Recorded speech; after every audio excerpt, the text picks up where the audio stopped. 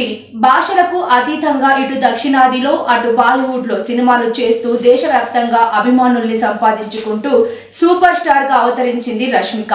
ప్రస్తుతం ఆమె చేతిలో ఉన్నవన్నీ క్రేజీ ప్రాజెక్టులే. అల్లు అర్జున్, పుష్ప 2, ధనుష్, కుబేరాలతో పాటు బాలీవుడ్ లో 2 క్రేజీ సినిమాలకు కమిట్ అయ్యింది రష్మిక.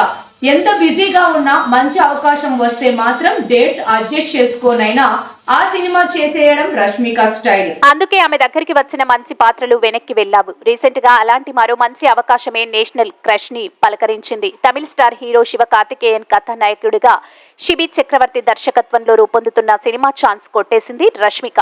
ఇది రష్మిక మాత్రమే చేయగలిగిన పాత్ర అని, అందుకే ఆమెని కలిసామని దర్శకుడు శిబి చక్రవర్తి చెబుతున్నారు. హిట్ సినిమాలు నటించడం, గొప్ప పాత్రలతో మెప్పించడం అందరికీ సాధ్యం కాదు. అందుకే రష్మిక లక్కీ.